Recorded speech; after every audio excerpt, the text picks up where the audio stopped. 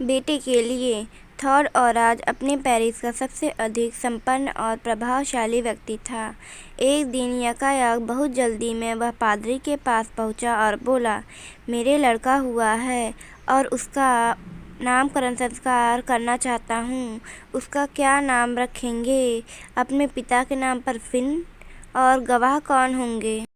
थॉड ने अपने पेरिस के कुछ प्रसिद्धतम सज्जनों और महिलाओं के नाम गिना दिए। अच्छा, और कुछ? पादरी ने सर ऊपर उठाकर पूछा। थॉड कुछ देर हिचकिचाने के बाद बोला, मैं चाहता हूँ यही गिरजे में लाकर उसका नाम रखने की रस्म अदा की जाए। यानी इसी हफ्ते में किसी दिन? हाँ, अगले शनिचर को 12 बजे दोपहर को। ठीक, और कुछ? पादरी ने पूछा। नहीं तो कहकर थॉड ने अपनी टोपी उठा ली और उसे लपेट सी देते हुए चलने का उपक्रम किया। पादरी उठा। हाँ, अभी एक बात बाकी है, और थॉड की तरफ बढ़ा और उसका हाथ पकड़कर और गंभीरतापूर्वक उसकी आंखों में अपनी दृष्टि गड़ाते हुए बोला, ईश्वर करे तुम्हारा बेटा तुम्हारे लिए वरदान सिद्ध हो। 16 वर्ष बाद आज थॉड फिर पादरी के पास आया था। ओह, वाकई थॉड, तुम अपनी जिंदगी बड़े मजे में बिताते हो, पादरी ने कहा, क्योंकि आज 16 वर्ष बाद भी उसने थॉड में रत्ती भर भी कोई परिवर्तन नहीं पाया। क्योंकि मुझे कोई तकलीफ नहीं है। थॉड के इस उत्तर में संतोष और प्रसन्नता की सुगंध थी। पादरी चुप रहा, पर कुछ क्षणों बाद फिर पूछा, कहो, आज क्या खुशी की खबर है? कल मेरा बेटा नौकरी पर मुस्तकिल हो जाएगा। बड़ा होनहार बेटा है, और मैं पादरी को तब कोई दक्षिणा नहीं देना चाहता जब तक कि मुझे यह न मालूम हो जाए कि गिरजे में मेरे बेटे को कौन सा स्थान मिलेगा। उसे सबसे अगली जगह मिलेगी। अच्छा, तो फिर ठीक है, लीजिए यह $10। और कुछ मेरे योग्य सेवा? पादरी ने डॉलर लेकर थॉड की तरफ टकटकी लगाकर पूछा। और तो कुछ नहीं? तब कृपा है आपकी। थॉड चला गया और भी 8 बरस एक दिन पादरी साहब के कमरे के बाहर बड़ा शोर सुनाई पड़ा था, क्योंकि बहुत से लोग गिरजे में आ रहे थे। उन सबके आगे आगे थॉड था। पादरी के कमरे में सबसे पहले थॉड घुसा। पादरी ने नज़र ऊपर उठाई और पहचान लिया। आज तो तुम बड़े ठाठ के साथ आए हो थॉड। क्यों, क्या मामला है? मैं इसलिए आया हूँ कि मेरे बेटे पर विवाह संबंधित नियम लागू कर दिया जाए, क्योंकि गदमंद की लड़की कैरिन स्टॉलिजन से उसकी शादी पक्की हो गई है। गदमंद यह रहे।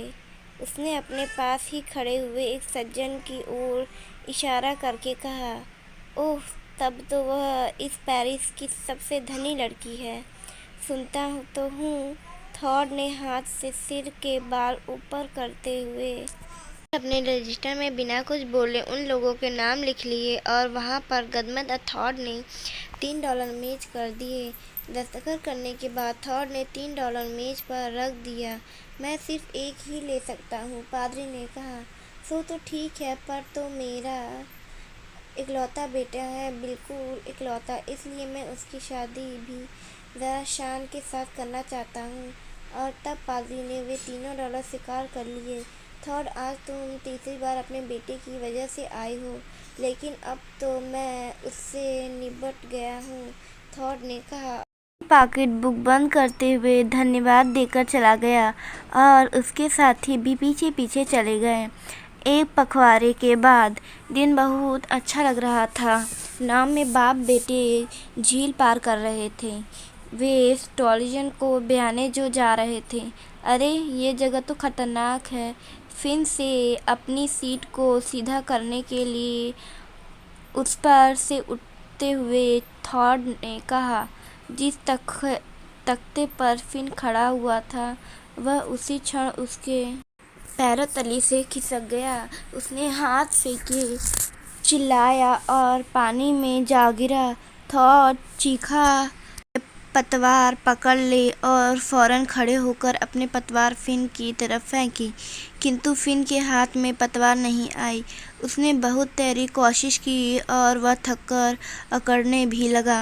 अच्छा जरा ठहरो, घबराओ नहीं, थॉर ने आश्वासन दिया और नाव को उसकी तरफ खेने लगा। तब बेटे ने पकड़ा खाया एक आंसू भरी नज़र से अपने बाप को देखा और गड़प हो गया।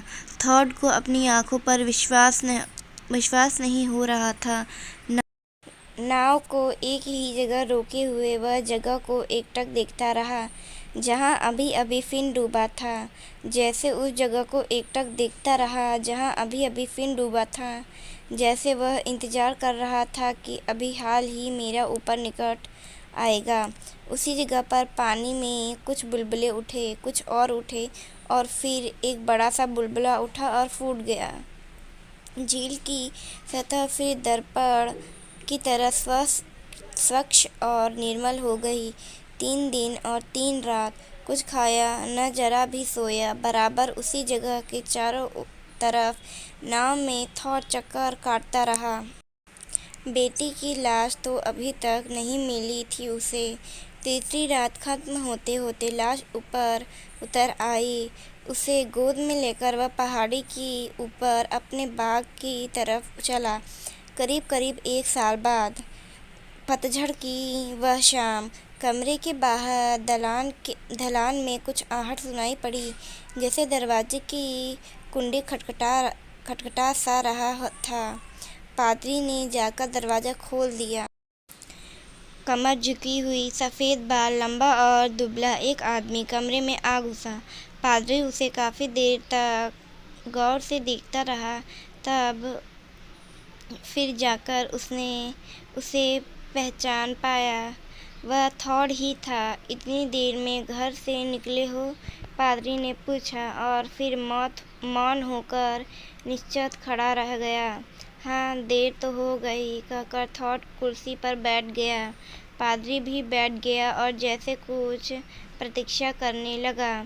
समय बीतता जा रहा था और बहुत सारा बीत गया, पर दोनों के दोनों चुप रहे। आखिरकार थॉर ने चुप्पी तोड़ी। मैं गरीबों को कुछ देना चाहता हूँ जिससे कि मेरे बेटे का नाम चलता रहे। यह कहकर वह उठा और कुछ डॉलर मेज़ पर रख दिए और फिर बैठ गया। पादरी ने डॉलर गिने। यह तो बहुत अधिक धन है, पादरी बोला। यह मेरे बाग की आधी कीमत है। आज ही मैंने बेच कर चुका हूँ। फिर बहुत देर तक मौन बैठे रहने के बाद पादरी ने बड़ी विनम्रतापूर्वक कहा, तो फिर अब क्या करने का इरादा है? कुछ भलाई का काम? थोड़ी देर तक दोनों फिर चुप बैठे रहे। थॉर की आंखें जमीन की तरफ झुकी हुई थीं और पादर की आंखें थॉर की आंखों की तरफ। फिर शांत और धीमे स्वर में पादरी ने कहा, मैं सोचता हूँ कि अब वास्तव में तुम्हारा बेटा तुम्हारे लिए वरदान बन गया। हाँ, मैं भी ये सोचता हूँ, थॉर ने झुकी पलकें उठाकर कहा और 2 बड़े-बड़े आंसू सूखे झुर्रियोंदार गलों पर बह चले।